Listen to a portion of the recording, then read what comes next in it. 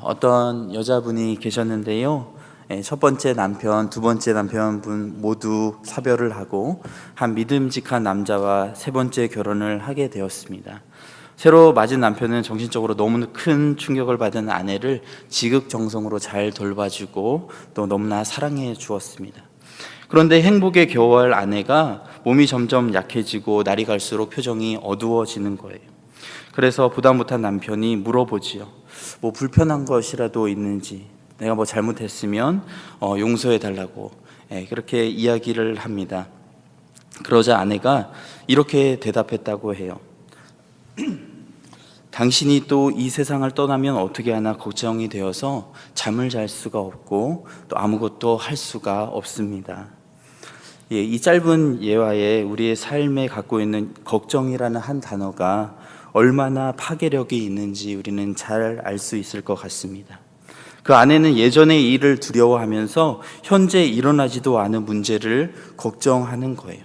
그리고 그 걱정으로 인해서 행복해야 할 한 가정이 점점 어두워만 가고 있었습니다. 걱정은 단지 생각만이 아니라 우리의 삶을 지치게 하고 또 파괴시키는 주 요인이라는 것입니다. 여러분 아마도 언어와 문화가 다른 이 미국 사회의 삶의 현장에 들어가 사시면서 얼마나 많은 걱정들을 하고 계십니까?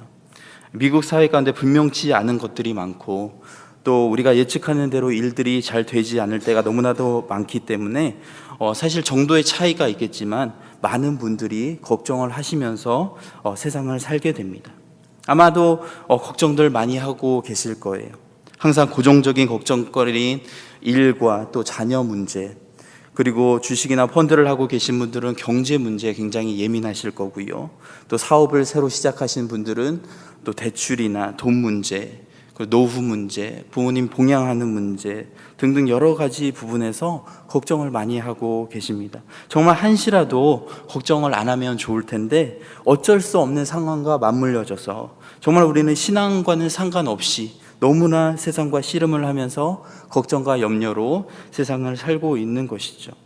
성경 말씀에 예수님께서 걱정을 하지 말라고 말씀하셨지만 실제로 성도님들에게 이 말씀은 너무나도 무거워 보입니다.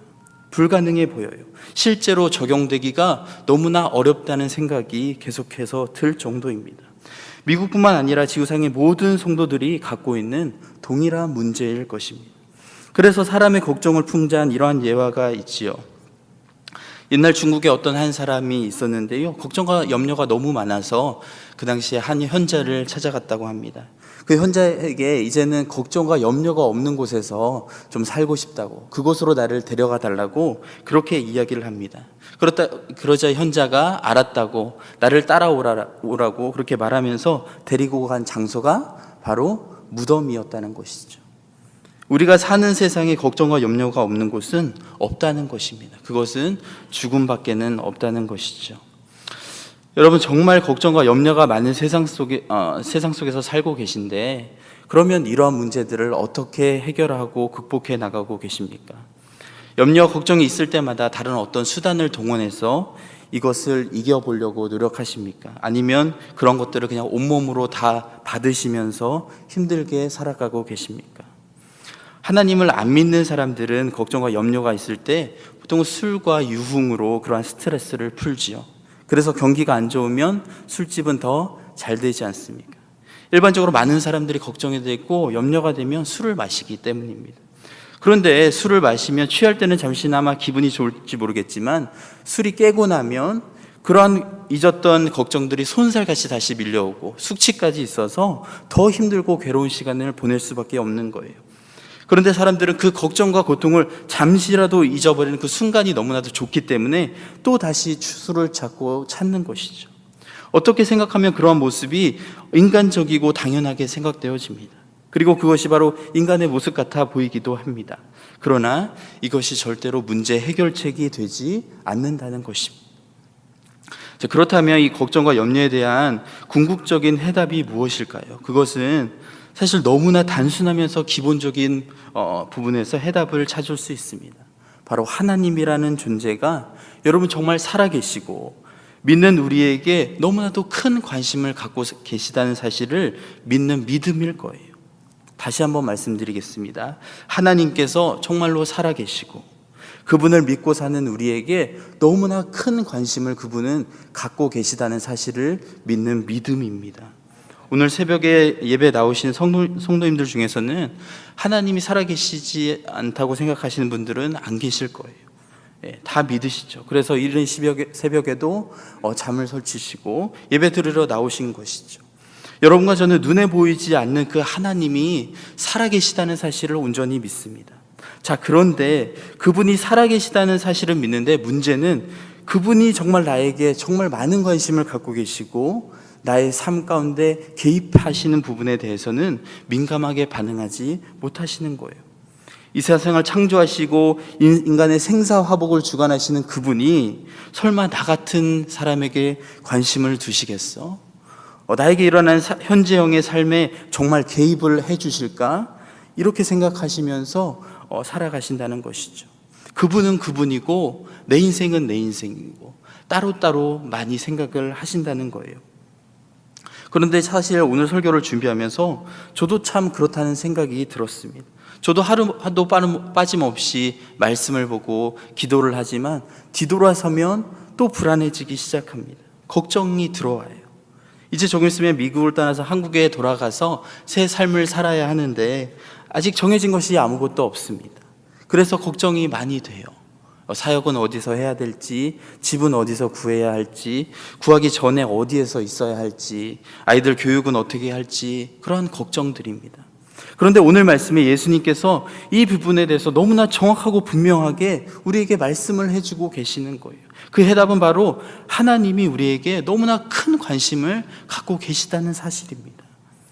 여러분, 어떤 사람에게 관심이 있으면 그 사람에 대해서 궁금해지기 시작하잖아요. 그래서 그 사람의 이름은 뭐고, 성격은 어떻고, 좋아하는 음식은 뭐고, 학교는 어디를 다니고, 남자친구는 있고 없고, 결혼을 했고 안 했고, 취미가 무엇이고, 어떤 색깔을 좋아하고, 이런 사소한 것에 관심이 가기 시작하지 않습니까? 아마도 지금 10대 아이들을 두고 계신 부모님이라 두셨던 부모님들은 충분히 공감하실 거예요.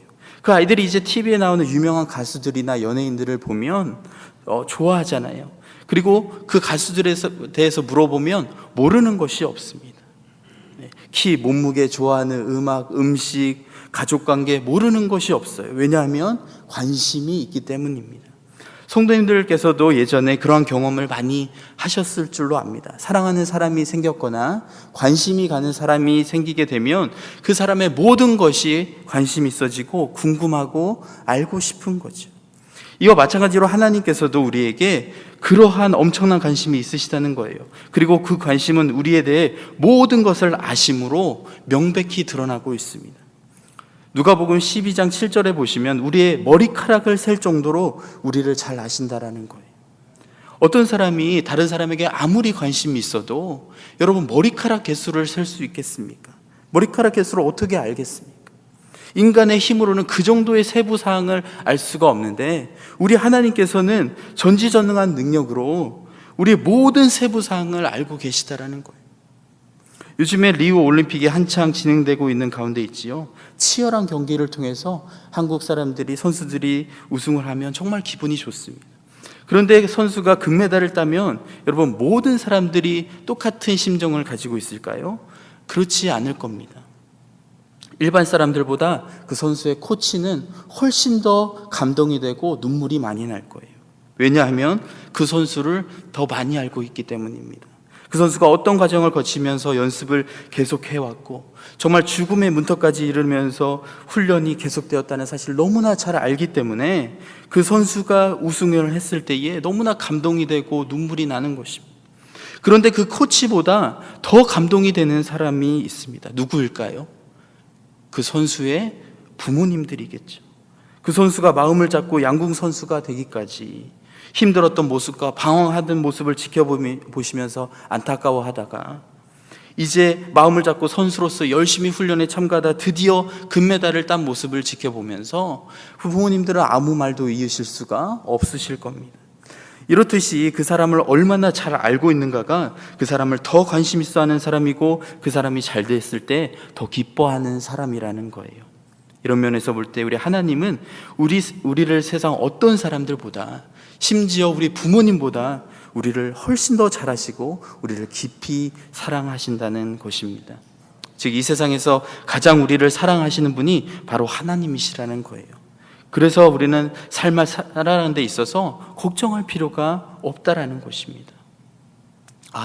그건 그거고가 아니라는 거예요. 전지전능한 하나님께서 분명히 살아계시고 그분이 우리에게 보여주시는 관심의 분량이 우리의 머리카락을 셀 정도인데 무엇 때문에 우리의 삶에 대해서 여러분 걱정을 하겠습니까? 전혀 걱정할 필요가 정말로 없다는 거예요. 걱정을 하지 않아도 하나님께서 알아서 최고의 것으로 우리를 인도해 주신다라는 것이죠. 여러분 혹시 고래에 대해서 잘 아시는지 모르겠습니다. 고래는 정말 왕성한 식욕을 가지고 있어요. 그래서 실제로 플랑크톤을 하루에 8억 개를 먹고 물고기 큰 거를 2,000개를 먹어야 하루를 살 수 있다고 합니다. 아무리 바다에 수많은 고기들이 살고 있다 하더라도 이렇게 큰 양을 매일 확보하는 것은 쉬운 일이 아니잖아요. 그럼에도 불구하고 고래는, 여러분 고래가 멸종당했다는 얘기 들어보셨습니까? 아직까지 멸종당하지 않았습니다. 왜냐하면 하나님께서는 모든 생물들에게 먹이를 풍족히 제공하시기 때문입니다. 물에 사는 고래도 그 많은 먹잇감을 매일 충족시킬 만한 그러한 능력이 있으신 하나님 당신이, 하나님이 가장 사랑하시는 당신의 아들, 딸들에게 필요한 것을 제공하지 않으시겠냐는 것이죠. 반드시 제공하실 것이라는 것입니다. 오늘 말씀 29절 30절을 보시면 하나님께서 우리가 필요한 모든 것을 아신다고 말씀합니다. 여러분과 제가 매일 얼마를 써야 하는지, 사는데 얼마나 드는지 세세한 부분에 있어서 하나님은 우리의 필요를 잘 아신다는 거예요. 물론 하나님을 믿는 우리가 욕심을 부리고 사치를 부리는 것을 하나님께서 기뻐하지 않으시겠지만 우리가 마땅히 써야 할 것과 살아가는 데 있어서 필요한 것들을 하나님께서는 누구보다 더 잘 아신다는 것입니다. 마치 이스라엘 민족이 가나안 땅으로 가는 여정에 있어서 매일매일 메추라기와 만나로 먹여주시고 밤에는 불기둥, 낮에는 구름기둥으로 인도해 주셨던 것처럼 우리를 그렇게 지켜주신다는 거예요. 쉽게 말해서 하나님께서 여러분 다 알아서 해주시니까 우리는 세상 삶에 있어서 아무것도 걱정할 이유가 없다라는 것입니다. 하나님만 믿고 있다면, 하나님만 붙들고 있다면 우리는 세상 삶에 대해서는 걱정할 이유가 없다라는 거예요. 그러면 이제 우리가 진짜로 관심을 두고 걱정을 해야 하는 것은 무엇인가라는 부분입니다. 우리가 관심을 두고 살아가는 것이 세상에서 먹고 사는 문제가 이제 더 이상 아니라면 무엇이겠습니까?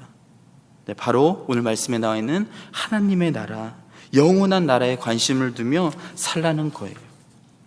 오늘 말씀 31절에 나와 있죠. 왜냐하면 더 이상 세상 삶은 우리의 걱정거리가 아니기 때문입니다. 전능하신 하나님께서 그런 것들을 책임지신다고 말씀하셨어요. 그렇기에 우리가 갖고 있던 이전의 세상 걱정은 이전 것과 다른 영원한 것으로 변환되어져야 하는데 그것이 바로 영원한 나라라는 것입니다. 이것이 진정으로 우리가 걱정하고 관심을 두어야 할 부분이라는 거예요. 그렇다고 세상 삶은 이제 나 몰라라 하고 기도만 하면서 산다는 것이 아니라 걱정을 여러분 하지 않아도 된다는 것이죠. 왜냐하면 지금 걱정을 하는 것을 끝내고 영원한 하나님의 나라에 관심을 두며 살아갈 때에 지금 현재적 하나님의 나라가 우리의 삶 가운데 임할 수 있기 때문입니다. 지금 그의 나라가 지금 내 삶 가운데 임할 수 있다라는 거예요.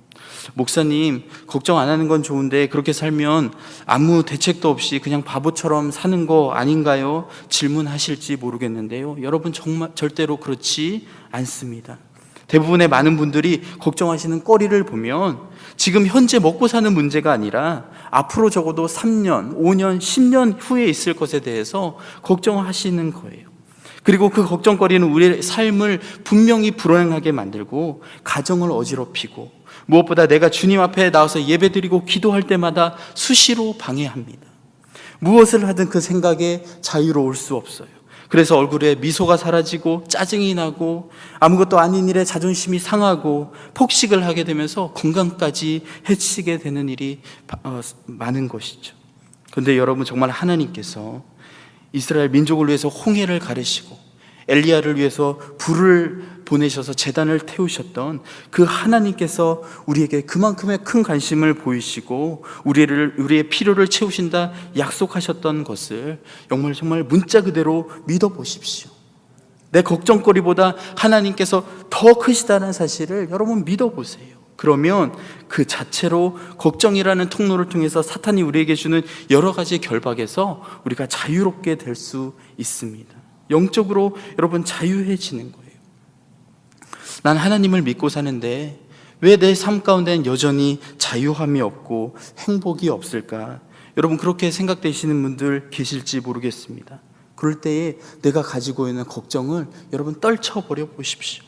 그러면 나의 얼굴이 바뀌고 언어가 바뀌고 내 생활 패턴이 바뀌고 모든 것이 달라지는 놀라운 경험을 하실 수 있을 겁니다. 그리고 그러한 삶이 반복될 때에 우리 안에 하나님의 나라가 임재한다는 거예요. 여러분 결론을 맺겠습니다. 중요한 것은 내 삶에 있어서 다가오는 일들을 걱정하는 것이 아니라 그러한 걱정을 이길 수 있는 믿음이라는 거예요. 하나님께서 내가 갖고 있는 걱정거리보다 하나님께서는 훨씬 더 크신 분이라는 것이죠. 거친 풍랑을 바라보는 것이 아니라 안개 속에서 나를 바라보고 계신 주님을 바라보는 겁니다.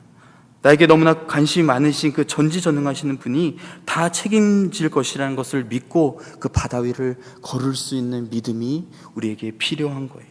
그리고 나서 내가 갖고 있던 모든 걱정거리는 이제 무엇으로 바꿔야 하겠습니까? 하나님의 나라, 그 영원한 하나님의 나라에 내 모든 관심을 쏟아붓는 거예요.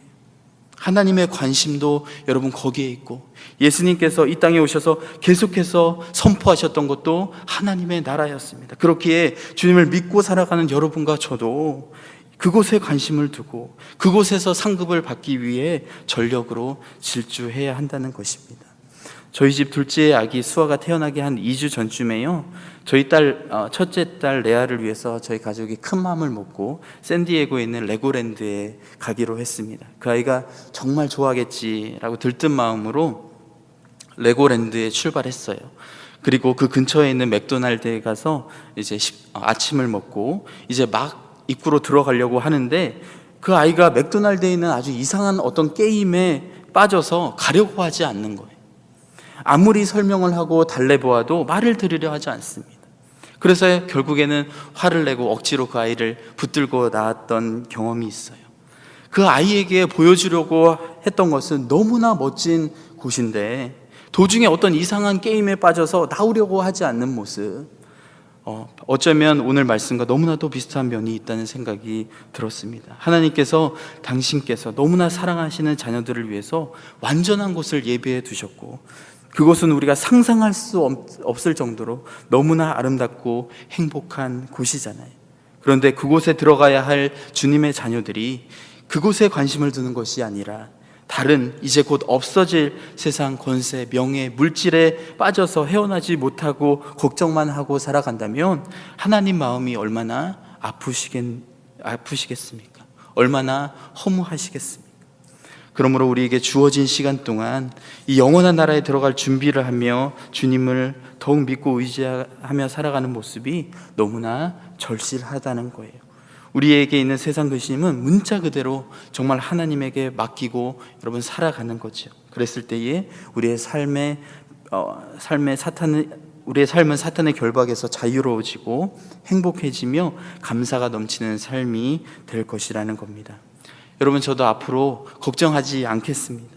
또 마음이 연약해져서 흔들릴 때면 전능하신 하나님께서 살아계시고 그분이 나에게 관심이 있으시고 영원한 처소를 나를 위해서 예비해 주셨다는 사실을 기억해야 될 거예요.